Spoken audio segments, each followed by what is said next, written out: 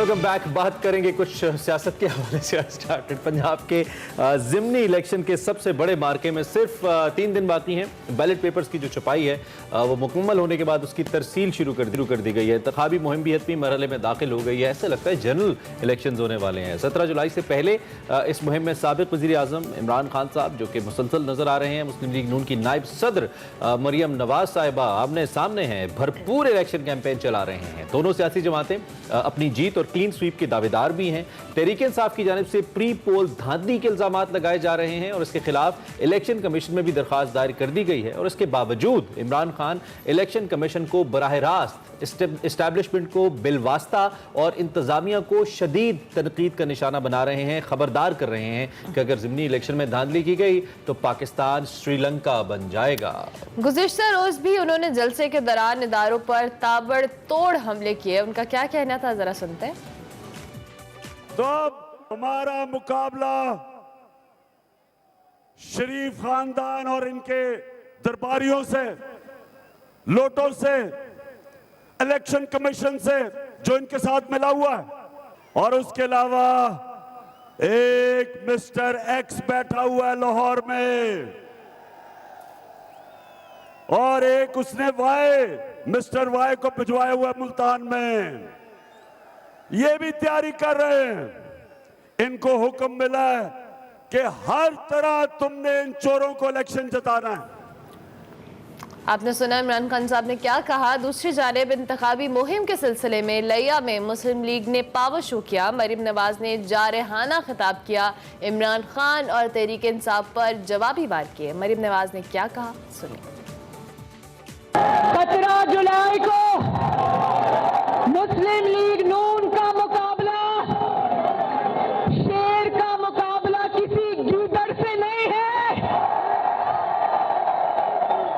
शेर का मुकाबला उस गीदड़ की लाई हुई महंगाई से है। नगर नगर का मुकाबला उस गीदड़ की लाई हुई करप्शन से है। शेर का मुकाबला उस गीदड़ की लाई हुई नाअहली से है, नालायकी से है, बेरोजगारी से है। शेर का मुकाबला उस फितने से है, उस फसाद से है, उस इंतशार से है जिसका नाम है इमरान खान। मरियम नवाज साहिबा के धुआंधार जलसों के बावजूद नून लीग कुछ दबाव में दिखाई दे रही है और तहरीक इंसाफ को अपने लिए खतरा समझ रही है, क्योंकि इस वक्त जो सिचुएशन है, वफाकी वजीर अयाज सादिक साहब, जबकि सूबाई वज़रा ख्वाजा सलमान रफीक, मलिक अहमद खान और अवैस लगारी ने अपने ओहदों से इस्तीफे दे दिए हैं और मरियम नवाज के साथ साथ जो इंतखाबी कैंपेन है वो शुरू कर दिया है। इस वक्त दोनों जमातों में कहा जाए कांटेदार मुकाबला है। मुस्लिम लीग नून को हुकूमत बरकरार रखने के लिए 9, जबकि तहरीक इंसाफ को दोबारा हुकूमत बनाने के लिए 11 नशिस्तें दरकार हैं। तो इसी हवाले से बात कर लेते हैं। हमारे पास मौजूद हैं सीनियर तज्जियाकार हैं हुसैन साहब, उनसे हम बात कर लेते हैं। जाहिद साहब, बहुत शुक्रिया कि आपने अर्ली इन द मॉर्निंग हमें ज्वाइन किया। ज़िमनी इलेक्शन के हवाले से कैंपेन ज़ोरों शोर से जारी हैं और जो कह लें इख्तितामी या हतमी मरहले में दाखिल हो चुकी हैं। इस हवाले से जो इंतखाबी मुहिम चल रही है, जिसमें मरियम नवाज साहिबा और इमरान खान साहब आमने सामने हैं, धुआंधार किस्म के खिताब भी हो रहे हैं, प्री इलेक्शन जो कह लें इलेक्शन से पहले ही धांधली के इल्जाम भी लग रहे हैं, इस हवाले से क्या कहेंगे? क्या ये जो कैंपेन चल रही है ये इतनी मौसर है वोटर को वोट डालने के लिए, जो घर से निकालने के लिए? हाँ, मेरा ख्याल ये कि ये पहली दफा बाई इलेक्शन में इतनी सरगर्मी नजर आ रही है। उसकी वजह भी साफ है कि एक तो 20 सीटों पे इलेक्शन हो रहे हैं और इसका जो भी नतीजा होता है, आउटकम होता है, उसका असर जो है मुल्क की सियासत पे भी पड़ेगा। इस वक्त जो है PMLN के को चाहिए 11 सीटें ताकि जो है वो अपनी हुकूमत बरकरार रख सके, और उसके मुकाबले में जो PTI जो है वो भी इसमें 11 सीटें चाहिए। तो ये अगर फर्स्ट कीजिए जो भी इलेक्शन के नतायज होंगे वो जो है मुल्क ये तय करेंगी कि आइंदा सियासत का रुख क्या होगा। अगर PMLN की हुकूमत चली जाती है तो फिर PTI जो है इसके देखना होगा कि उसका अब लाएमल क्या होगा।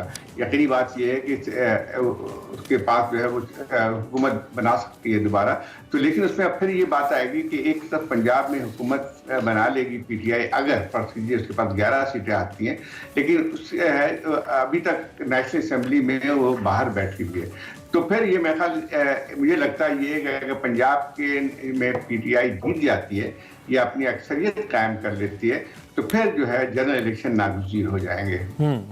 तो एक तो वोटर की अंडरस्टैंडिंग जाहिद हुसैन साहब क्या है? आप एक अरसे से जर्नलिज्म करते हैं, आप समझते हैं पाकिस्तान में जो इलेक्शन और बाय इलेक्शन का मिजाज है, हमेशा जो एक तो एज होता है हुकूमती पार्टी को, लेकिन दूसरी जानिब पंजाब में जो 4 साल की कारकर्दगी है, क्या तहरीक इंसाफ की उस्मान बुज़दार साहब को वज़ीर आला रखते हुए जो 4 साल की पंजाब में कारकर्दगी है वो इतनी अच्छी है कि वोटर मुतमईन रहेगा कि अगर दोबारा उस्मान बुज़दार साहब वज़ीर आला बन जाएं या परवेज़ इलाही साहब वज़ीर आला बन जाएं, जो कि पीटीआई से नहीं है लेकिन उनके एलाई हैं, तो मामलात उसके हक में बेहतर होंगे अगले 1 साल के अंदर, नंबर 1, जबकि वफाक में मुस्लिम लीग नून मौजूद है।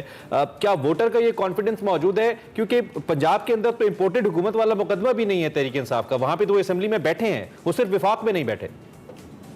देखिए, हाँ, ये बात सही है कि पहले आज से 3 महीने पहले या 4 महीने पहले लगता ये था कि पंजाब में पीटीआई का वजूद जो है तकरीबन ना होने के बराबर है, बहुत ज़्यादा जो है गैर मकबूल भी हो गई थी, उसकी मुख्तलिफ वजूहात थी। लेकिन पूरी हालात जो है वो तब्दील हो गए जब से इमरान खान साहब की हुकूमत गई है और PMLN की क़यादत में नई हुकूमत आई है, तो उसके बाद पूरे हालात तब्दील हो गए। अब जो है जो इलेक्शन में इस वक्त जो बात हो रही है वो ये नहीं हो रही है कि पीटीआई की हुकूमत का क्या कारकर्दगी थी। अब जो है वो यही सवाल आता है कि PMLN हुकूमत की कारकर्दगी क्या है या जो इन्फ्लेशन बढ़ रहा है, तो वो सारी जिम्मेदारी जो है अब PMLN की हुकूमत पे आ रही है। एक तो ये बात।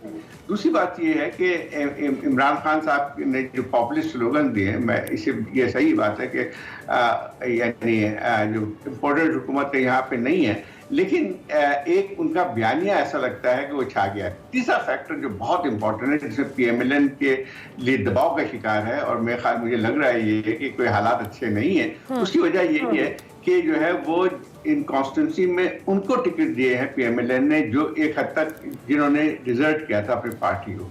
तो एक जो लोकल पॉलिटिक्स में एक बहुत अहम चीज होती है कॉन्स्टिट्यूंसी पॉलिटिक्स में कि जो इनके अपने जो पहले कैंडिडेट थे उनका क्या रवैया होता है, क्योंकि उनको ये शिकायत जरूर होगी कि आपने इन लोगों को टिकट दिया है और कोई ये पसंद नहीं करेगा कि इनको अगर एक दफा टिकट और या जीत जाते हैं तो उनके खुद कॉन्स्टिट्यूंसी पर असर पड़ेगा। तो मैं खाली ये सारे फैक्टर जो मुझे लगता है सारे फैक्टर्स हैं इसमें इन्वॉल्व। अच्छा, दूसरी जानिब जाहिद साहब, बहुत बड़ी अजीब सी बात शुरू में हमें देखने में आई कि इलेक्शन से पहले ही धांधली का इल्जाम तो लगा।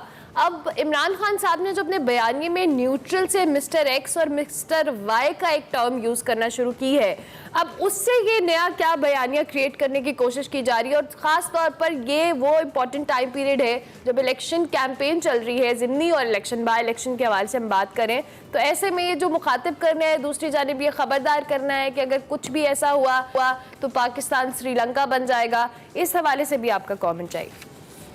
देखिए, ये बात है कि इमरान खान साहब की जो अब जो तकरीरों में की जाती है कि ज़्यादा एग्रेसिव अंदाज है उनका इदारों के खिलाफ, और पहले भी बात करते थे, पहले थोड़ा ढके छुपे अल्फाज में बात हुई थी, अब जो है बर्रास्त बात कर रहे हैं।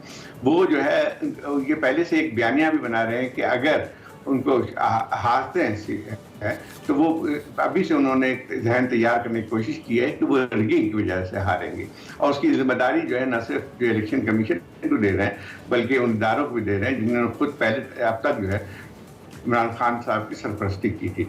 अब ये देखना ये है कि इस वक्त अच्छा, दूसरी एक और बात भी है कि पीटीआई ने जितने लोगों को टिकट दिया है 20 सीटों पे, वो सब के सब इलेक्टेबल्स हैं। हालांकि इमरान खान साहब कहते थे कि अब मैं इलेक्टेबल को टिकट नहीं दूंगा, लेकिन इनके जितने भी कैंडिडेट्स हैं वो सब के सब। ठीक है, जैसे टाइम मेरे पास कम है, मुख्तसरन ये बताएं कि जो प्रेशर इमरान खान साहब इदारों पे डाल रहे हैं, इलेक्शन कमीशन और दीगर सिक्योरिटी एस्टेब्लिशमेंट के इदारे, क्या वो इस प्रेशर में आएंगे इमरान खान साहब के और इसका इम्पैक्ट रिजल्ट्स पे आ सकता है? क्योंकि इस पे पंजाब और फिर जनरल इलेक्शन का जो मुस्तकबिल है वो डिपेंडेंट है। देखिए, मुझे नहीं लगता है कि कोई इसमें मुदाखलत करेगा, क्योंकि ये किसी के भी उसमें अच्छा नहीं है, क्योंकि मुल्क के लिए तो ये इमरान खान साहब ने अपना एक बनाया हुआ जारहाना किस्म का, ताकि जो है अगर फर्ज कीजिए कि उनको सेटबैक होता है उनकी पार्टी को, तो वो उनके ऊपर कहेंगे कि ध्यान रखिए। नहीं लगता है कि कोई ऐसी मुदाखलत होगी। ठीक है साहब, ठीक है, आपका बहुत शुक्रिया, हमारे साथ मौजूद थे और आपने अपना तज्जिया हमारे सामने रखा। सीनियर तज्जियाकार जाहिद हुसैन साहब पाकिस्तान की मौजूदा सियासी सूरत हाल पर तबसरा कर रहे थे। एक ब्रेक लेते हैं, ब्रेक के बाद आते हैं।